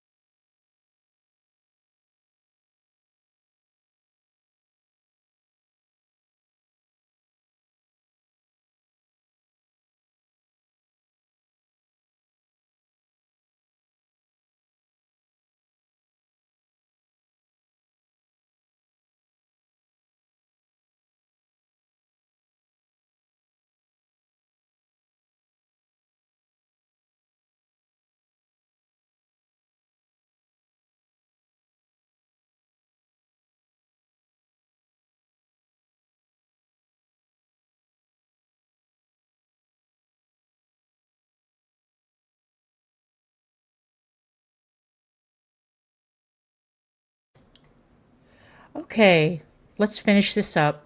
There for everything. And I just know in my heart, I was a good friend. And I'm not saying that he was a bad friend to me. I'm just saying that he didn't appreciate me like that I feel like he should have. That's Okay. all. That's all. And if he wants to make videos about me, calling me out, dragging me through the mud, I'm some horrible person, let them. Let them twirl. Let them. I know that in my heart, I sleep good at night, and I surround myself with people that want to be a part of my life, that want to value me, that want to hang out with me. And I no longer, we do not chase, we attract. Okay. I always tell people that in the House of Lux, we do not chase, we attract. And just, you know, I've been through that. I did the shadow work of always trying to seek validation from people that I really care about, you know, and then when you don't get that, you try harder, gone. What the hell is shadow work? Maybe I should have looked that up before I did this stream. I've never heard of shadow work. I guess it's some, you know, therapy technique or term. I've never heard it before. So if anybody knows what that means, let me know. I'm gone with that. And that's all. I want to thank everybody for watching this video, who took the time out of their life to watch, like, maybe understand me a little bit better. From where I'm coming from, through my perspective, and maybe Peter Monn's perspective is totally different from mine. Maybe he's like, well, I never thought you were a real friend anyway. You know, it's like, hey, that's his perspective all day long. I never thought you even cared about me that much. Hey, that's not. I found out that the other day. This guy I used to hook up with back in 2011. I thought about him the other day, and I was like, whatever happened to that guy? He had a big ass thing. Whatever happened to him? I mean, that thing was huge. And I went to go look at him on Instagram. Found out he passed away. Oh. And I remember I stopped talking to him too because he pissed me off. And then all of a sudden, his best friend in my DMs was like, I just thought about you. You just randomly came across my, I just want to let you know that so-and-so passed away. And I was like, oh, that's crazy, because I was just thinking about him, and then you messaged me, maybe he's speaking to you from the other side. Because that was very interesting correlation. He's like, yeah, okay. I just want to let you know he passed away of a blood clot. He wasn't walking enough, in case may be, and he didn't want to, we knew something was wrong with his leg, but he never wanted to go get it checked out, and then ultimately it just kept hurting, and he had died of blood. The blood clot went to his heart and he passed away. At work. He was at work on the phone with the customer and they just passed out. He was like, what, 29 or something? No, he had to be like 35. Yeah, he had to be like 35 years old. And I was like, damn, so young, right? And then he said, I just want to let you know, Rich, that he really cared about you. Oh, and really? He had a lot of good things to say about you, and he really loved you. And I was like, if I would have known that, I probably would have messaged him. But I just want to end the video on a positive note. Okay. Text somebody that you love them. Yeah, a positive note talking about somebody that you haven't spoken to in years that died young. Oh, if I had known that, I would have messaged him. What an asshole. Text somebody that you're going to send them love, that you're thinking about them today. Text somebody that like that, because you never know when they're going to pass away of a blood clot that travels to the heart that had a 10-inch dick. You just never know. So with that being said, guys, please, for me, leave a heart emoji in the chat. Whatever heart emoji you want to leave. Heart emoji. If you feel so inclined, join, become a member, be a sneaky snake. We go live every single day on TikTok for about 2 hours. We make about 6 videos a day on TikTok. We make a video every single day on YouTube for the past, 5, 6, 7 years now. And we also go live here as well. So pick up a member, become a member, and leave a like, be a subscriber. And I hope in some way I change your opinion about me. I hope that Peter Monn sure have. Learns to value people a little bit more better in his life, and he sends them peace and love and all that. That's all I gotta say about that. This is in no way trying to tear anybody down. Oh, really? Drama. I hope that it doesn't. I don't want it to, and I just want to send love. And I still love Peter Monn. I just don't love how he treated me. And that's all. That's all.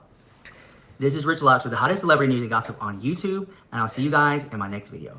Mwah. See you guys later. Well, that was awful. That was absolutely awful. And I thought, okay, since I have you all here, it got worse because, you know, neither of them are going to let this go. And I really hope that,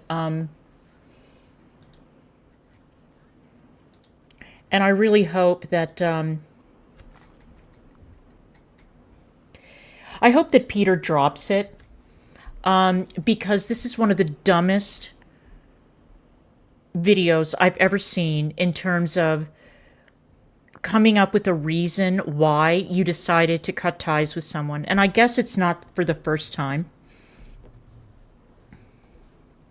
Peter, you don't need this grief, okay? You don't need this loser. You don't need this asshole in your life. You really don't. It's Rich Lux's loss. Just like it was Rich Lux's loss when he lost Luscious. Really? Wow. Isn't that something? 100,000 people? That is a lot. That is a lot. And I'm telling you, yeah, Peter did a response. Yeah, he did. Which I'm not going to play. But he uploaded, and I'm going to play this for you, Crochetter, since we were discussing it earlier. I told you guys when I read the comments, his audience was not having it. His audience was not about that life. So just for you, Crochetter, I'm going to play you the cat video. Because this has to be seen to be believed. And then we're going to call it a night. So I see that Rich is in his clown makeup, or his Harlequin makeup. Now, his contention is that whenever he's wearing the Harlequin makeup, he's playing a character. But, Crochetter, are you ready? Strap in. Because this is some bullshit, okay? This is some bullshit. Let's go. Peter Monn brought up my dead cat. Wow, how low are you gonna go, bro? Texting you and talking to you on the phone when your cat died. Could you at least have texted me when my last dog died? Because it was really upsetting. And your response to that was, oh girl, I didn't think that you'd mind because I was over it a half an hour after I got home. It's hard to have a deep conversation with you, Rich, okay? Making it seem like I don't care for the cat. You of all people should know that people grieve differently. Okay. Just because that my cat, I was on Instagram bawling my eyes out crying. I made a YouTube video crying. And then you're going to put in that video that when you spoke to me, I was like, oh, it's over when I got home. Well, don't you think that I don't want to go there with you? I don't want to sit there and cry over my dead cat with Peter Monn over the phone? Get right there, chat. Right? It was hard sometimes because when I would call you and No, say things no, like, no. I was texting you and talking to you on the phone when your cat died. Could you at least have texted me when my last dog died? Because it was really upsetting. And your response to that was, oh girl, I didn't think that you'd mind because I was over it a half an hour after I got home. It's hard to have a deep conversation with you, Rich, okay? It's hard to have a deep conversation with you when you're upset about... And insinuate that I don't care about my cat when I showed receipts, doctor bills, crying in a video. Oh, so just for those people who are going to believe Peter Monn in that statement that he said, let me play you what really happened. As if we haven't seen a million YouTubers fake cry on video. We saw it in, I keep on teasing this, but we saw it in iDubbbz's content cop on the Kleins. Boo-hooing to some YouTube therapist. And boy, oh boy,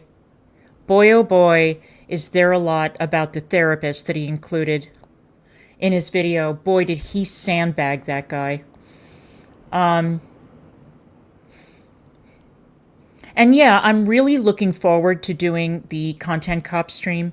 I haven't done it because I am so disgusted by it. And apparently, so is everybody else on YouTube, because iDubbbz has realized that everyone has turned against him, except, of course, for Hassan, Frogan, Denims, all the people that used him. They were okay with it, but nobody else was. Nobody else was. Everybody has been dragging him. Nicholas Diorio, Tommy C, Keemstar, everybody has been having a go at him. And I don't think that iDubbbz will recover from this. I don't think it'll happen. But yeah, there he was, crying his eyes out on a Content Cop video. Imagine. Speaking of, it's not 2016 anymore. All right, let's continue. With my dead cat, since he knows so much about it.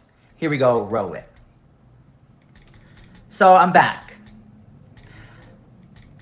The video that I made about you was purely just the points that I brought up. You didn't even answer. And in my response video, which I made yesterday to your video, because I've now made 3 videos, how I'm making this video, depending if anything else pops up. then I'll make more. And then I kind of felt like, why are you talking about my dead cat? Bro, I'm talking about you not being a good friend and the issues I had with you, and you're bringing up my dead cat to try to paint a picture that I'm not a good person. Wow. Wow. Oh, here we go. I've been in tears all day and all night today. You guys ever seen a clown cry? Oh my God. It's the saddest thing in the world. So I took the cat last night.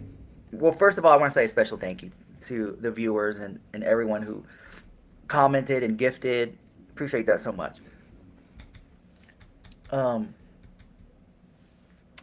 So the cat wasn't peeping. The cat wasn't peeing and pooping for already 2 days.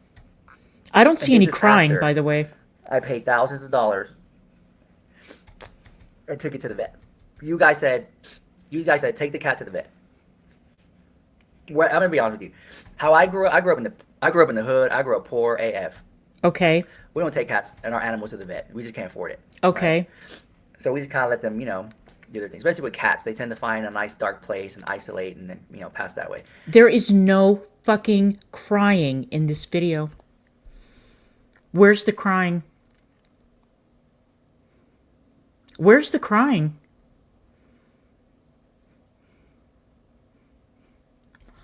But you just wanted to show that receipt from the vet to show that now you're no longer living in the hood, the barrio, whatever, and that now you can afford to take your cat to the vet. Well, aren't you neat? That's what responsible pet owners do. They take their animals to the vet. If you're a cat lover, then like me. But, I have a little money. I'm not saying that I'm like or something, but I got a little money. So I took the cat to the vet. And a lot of you guys were messaging me on Instagram and TikTok and he's not crying. Asking on Twitter and stuff and threads and emailing me and just giving me like heads that really want you to know, just take the cat to the vet. And I was like, okay. So I did. So, I had my assistant Jordan come, and you guys didn't see all those videos. They're on my other video where I posted him coming over. So my assistant came over. He took the cat to the vet. Oh, so I get it. So you were so broken up about the cat and so worried about it that you summoned your manservant and had the manservant take the cat to the vet. I guess you were too busy, right? Because your day is so chock full of activities and sponsorships and glamour and music videos and everything. Well, thank God. Thank God you had your manservant by you to take Kitty to the vet, right? They did a plethora of things on this poor little cat. Uh-huh. He needs to be on a special diet to prevent this stuff from coming back. Has he had this stuff before? No, this is the first time this has happened to him. Okay. Did your boss say he's straining him? He's what? Straining? Oh, yeah. Okay. But I don't know when the last time he's done it, so. Because his bladder's really big. We want to let that go the weekend. Okay. Someone's going to need to watch him the weekend and make sure he can urinate because it's a holiday. Okay, so we turned the vet visit into content. If my animal was sick and I took them to the vet, you think that I would take out my phone and start filming and turn it into fucking content? Here for the mess. How are you? Good to see you. If my animal was sick, I would be beside myself with worry. And the last thing on my mind would be to turn a vet visit into content, but that's just me. I'm an old stick in the mud, Weekend. You can't let him go for 3 days and not Okay, so like how long do you think y'all have him in for before I come back and pick him up? We close at 5:30. So if you come back in the next 3 hours. Okay, that's pretty fine. Okay, that'll work. Are you going to be picking him up? Oh, yeah. Okay, can we have your number just so? He came home. I thought everything was great. I was hopeful. I just noticing he wasn't eating, he wasn't peeing, he wasn't pooping. I even bought, special food for the UTI. I bought some medication. And, they did a catheter on him to, I guess, relieve him or drain him. I'm not a doctor, so I don't really know all the things. But, he came home, and it was back to a lot of the same. Just moping around, not wanting to eat, pee, poop, use the restroom, right? To me, that's serious. When you don't want to pee or poop, there's some blockage there.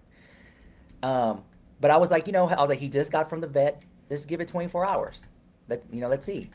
I know, still right? have, Prosciutto. anesthesia in them or something. Let's see. So I gave it 24 hours. The next day, it's the same thing. So I waited that evening, and same thing. You know, I was so sad. And I was like, You were so he kept sad, going in huh? the closet in the corner, and I was like, I already know he's not feeling good. So I was petting him, talking to him. So around like 10 o'clock last night, I, took him to the 24-hour veterinary, 24-hour vet, because, the weekend is closed, Labor Day, Monday, and, they told me at the vet to monitor him. The kitty is Make so sure he cute. wasn't. So I took him to the vet, and I told them he's still not doing this. And then they recommended, like, you've done a lot already, and when it comes to male cats, it is very serious. And if you do the unblocking like you did before, as soon as you get home, it's common for it to happen again. Such a pretty And it can cat. happen again. Or sometimes it goes away and then it comes back. And he was in so much pain, guys. Yes, Fupa. So keep in mind, this was a rescue cat that I rescued. Yeah, and mind you, this old video of his that he's playing is the next day. So he's really broken up, and he told us that he was crying on video. I don't see a single tear. This is the next fucking day. Next goddamn day. If I had to put my pet down, you wouldn't be seeing hide nor hair of me for a while. I would be destroyed. I would be absolutely devastated. Anybody who has ever put an animal down because they're ill, you know what that's like. And you know that it hits really, really hard.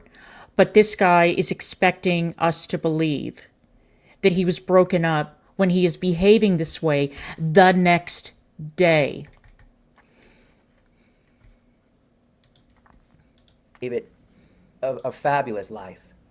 Absolutely. I mean, he lived the life of 1,000 lions. Exactly, And, Anna.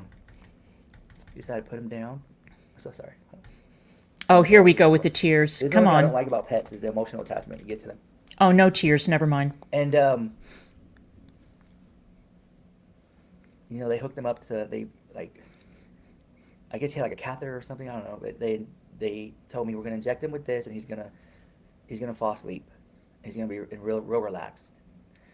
So I was just petting him and singing to him.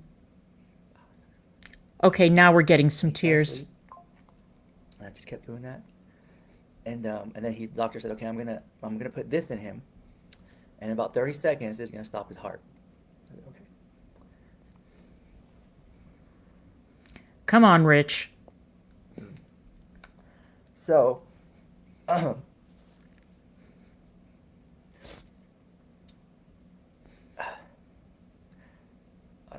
get there. Hold on, let me get there. They put that thing in them. I was petting him and singing to him, and I just saw his eyes dilate. And I was like, he's gone.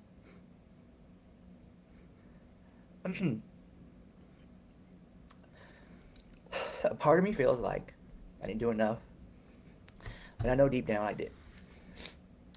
I rescued this cat, gave him a beautiful home for years. Really took care of him.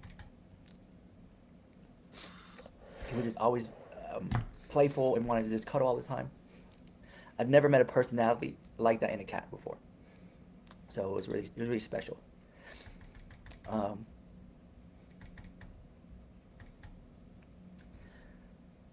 There's so much I want to say, but then also there's so much I can't even say. I can't even speak right now. I don't feel bad. I feel happy about it. I just miss the energy he brought, Okay. There's cat hair laying around here. That's all his, so I'm just sad that he's gone. But I just didn't want him to be in any more pain. Okay. Because him being here, and just the way he was walking to try to use he would get in his kitty litter, just walk really slow. Like, you could tell he was in so much pain. And he would try to push and try to relieve himself, and he couldn't. Multiple times. Good night, Rosie. I'm sorry to hear that. But I was like rooting for him for it to come out, But I know that when you have blockage, this is an emergency. You see, this is how you know. I'm going to put Rosie's comment on screen. This is how you know the difference between somebody who's being performative and somebody who is trying to use the death of a pet to make money and to get sympathy and clicks and everything, and somebody who genuinely loved their family member, because Rosie has to leave. And I totally understand that. And that is an indication that Rosie is a wonderful pet owner, and that she saw that animal as a family member, as we all should.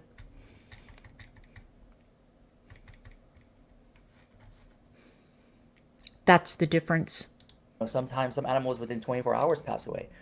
So I'm actually shocked he made it this long, and time was of the essence, and I just didn't want to be in any more pain. And he was so calm. He was sick. I don't know. They asked me if I wanted his ashes, and I declined. Why? I know I'll just be sad. I don't want to be carrying around an urn. And they asked me if I wanted his paw print. I declined that too. What? I just didn't want to be sad every time I looked at it, you know? Are you kidding? So I'll just keep, you know, those memories I have. And I know it sounds weird and stuff, but it's just like the emotional attachment that you have to that animal is so sweet. And it's a feeling that only you would know if you had a pet that you really loved and you lost. I'm just happy I was able to be there with him as he passed on. Because some people don't have that grace. And again, I just want to reiterate, I just wanted him to have no pain. And I just think that, you know, being at the office there, having him pass right there as I petted him and stuff was the best way to go. And the insane part is he looked like he was fine, you know? He didn't look, he was sick, but I know that he was. He was always like, I'm in a new place, I'm alert, I don't know what's going on. But And keep in mind, the only reason that he re-uploaded this, or that he included this clip in his new video, was to get one over on Peter Monn. And yet again, it didn't work. It backfired. Because what Peter said was that he didn't get any communication from Rich when his dog died. And we know that Peter adored his dogs. He adores his dogs. I don't know how many he has left. And I don't know which dog he's referring to. But that's why he's including this clip. And that is so gross. It's so gross. But I guess that this is the direction that he's chosen to take his channel in. you know, now I'm at the point where, you know, grieving, you don't ever get over grieving. You just learn to move through it. You know, it's always going to be there with grief. I don't see any tears. You know, I got to spend that extra time with him. And yeah, that's all. I don't think I'm going to get a cat anytime soon. Yeah, so I just want to give y'all guys an update and just say thank you for all the messages and the comments. It really mean a lot to me, and I appreciate that so much. And if you guys made it this far in the video, I would appreciate if you guys left a cat emoji in the chat.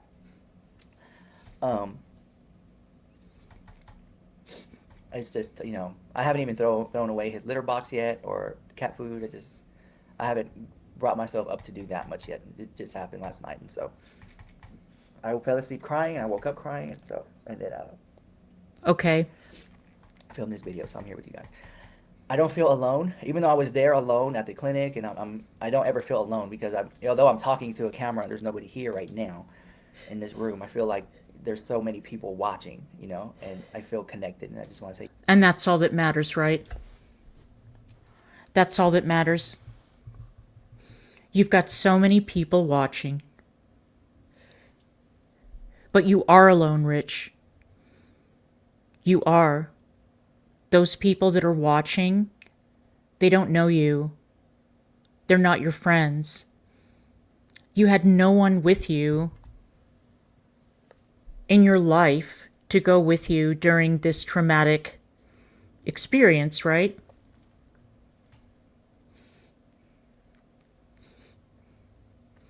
And this is the other way that you can tell that he's very, very lonely. That he's formed these parasocial bonds with his audience. I don't even know what to say. It's so sad. It is.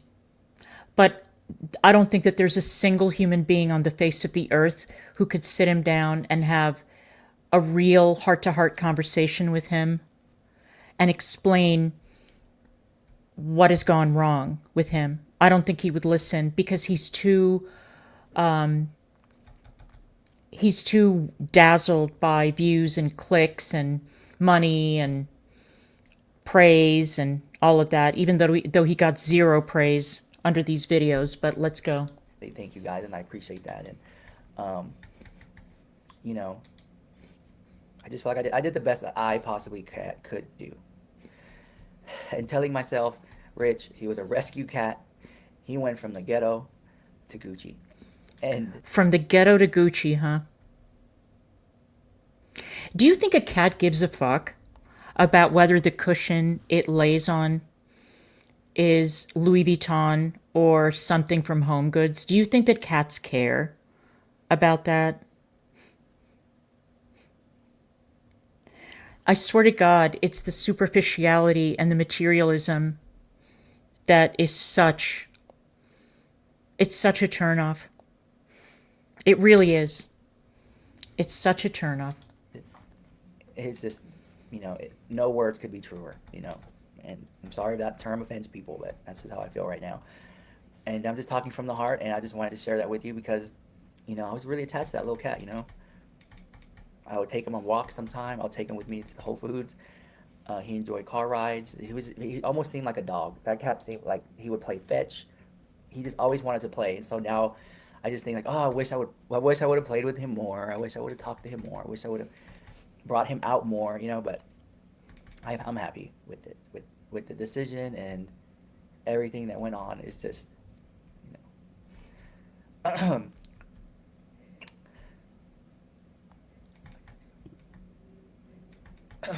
He's trying. I mean, I'm not sorry. I don't want to apologize. I'm just, thank you for watching, and I'll see you in the next video, guys. You know, just when you think you really know someone, oh wow, and they're gonna bring up that is a subject that even people around me know not to even bring up dead cat. I went to Louis Vuitton yesterday to buy the Takashi Murakami collection, and I went up in that, and then this guy came up to me that works there. He comes up to me, he's like, "Oh, Rich, let me show you." You know, they try to sell you stuff. Let me show you this. Let me show you that. Then he's like, "You're gonna love this." It's like a little necklace. This would be perfect for your cat. It'll match the white coat. And I looked at him and I said, "My cat died. What are you talking about?" And then I was like, "How dare you come up to me and try to sell me a necklace for my dead cat that's long gone already? Where are you, stupid?" And then Elton, he was working for me at that time, my assistant, was like, "Rich, chill." And I was like, "No, he needs to learn." I was like, "You came up to me and you talk about how you're such a big fan of me, and then you want to sell me a cat collar? My cat died, bro. It's all over my Instagram." I was like, "You're fake." I was like, "You know what? Bring me somebody else, because you're not getting this commission, not today. And I'm going to make sure of it." And they brought me a new sales associate, and I said, "I want to buy these things, and I don't want him to get any commission off it at all, since he wants to talk about my dead cat." Wow. And then here I am. You know, time has passed. People talk about my cat, like my personal life. I'm like, that's not. Hey, Karsten, did I not tell you? Did I not tell you? I think that if anything, I undersold this portion of the video.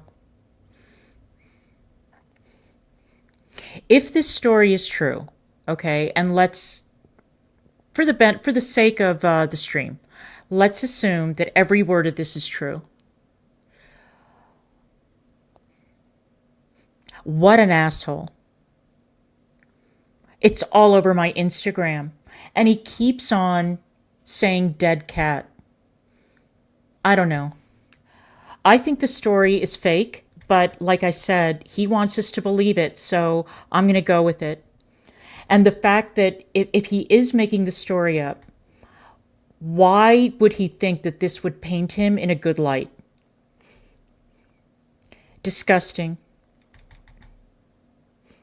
Don't you follow my Instagram? You're not really a fan.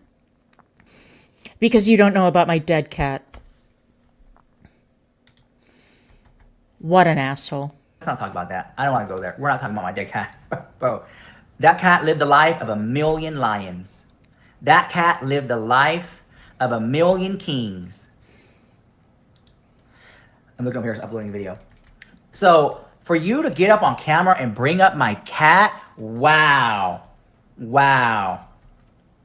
You should never have gone there, Peter Monn. Wow. You couldn't just stay on topic. Okay, so that's that. That's that. The only thing that I have to say wow to is how he is a completely different person than he was in 2016. And not in a good way. And if it were anyone else, I would think, wow, I wonder if he and Peter Monn cooked this up to get attention. But I can't see Peter Monn going with this story to get attention on his YouTube channel. He's not that kind of person. He's never been that kind of person. Rich is that kind of person. You know? I can totally see him pulling this stunt with Nick Snyder or Dustin Daly if they still spoke to each other. And if this is his idea of trolling for attention, it's backfiring. I mean, he's getting a lot of attention, so is iDubbbz. But it's not working out very well for either of them. I'm really out of shit to say, to be honest with you.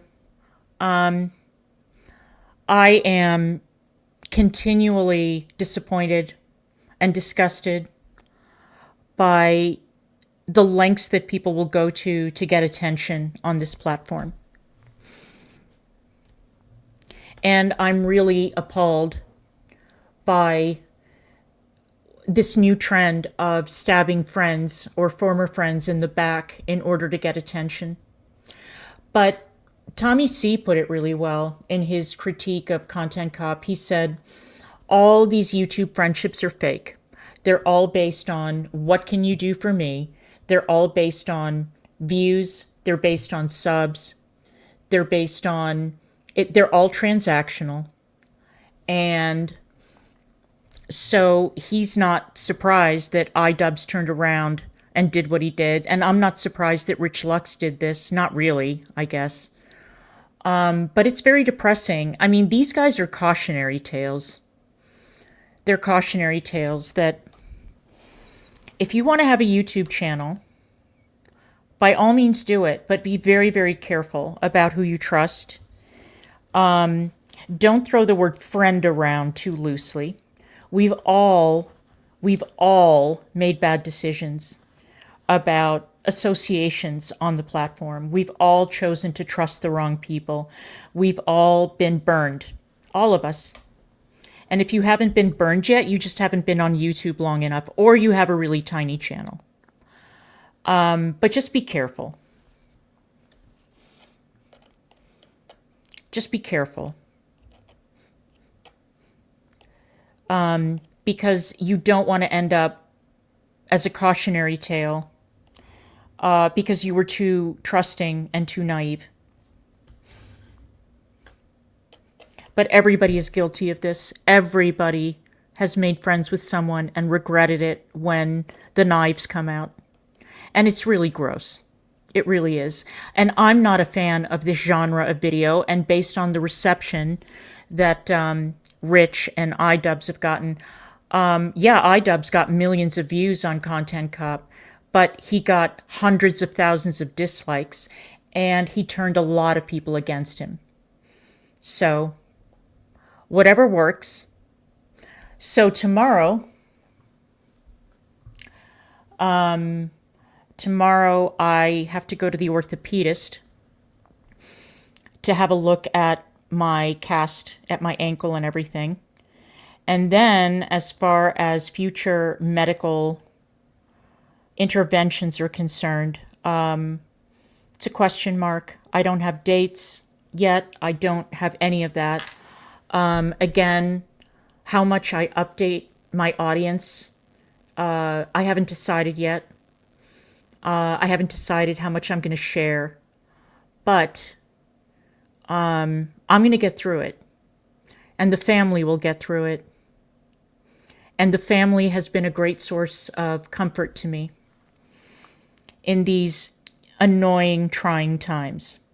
So I appreciate all of you being here. Thank you so much. If you wouldn't mind dropping me a sub before you leave, I would be very grateful. And I hope that if I get home in time tomorrow, and if I'm feeling up to it, we can do Content Cup tomorrow. Again, I have been dragging my feet on it because the enormity of the betrayal is such that I have found it to be a very depressing thing to sit through. I can't just sit there and laugh at it the way that, I don't know, Nicholas Diorio or any of those people can. I can't do that for many reasons. But I'm going to power through because I've got to get it out of the way. Everybody's talking about it, and I don't want to be left out because, believe me, I have a lot of shit to say. So thank you all. It's good to see everybody. And I will leave you now. And I will see you guys the next time. You know that I'll see you the next time. All right, you guys. See you later.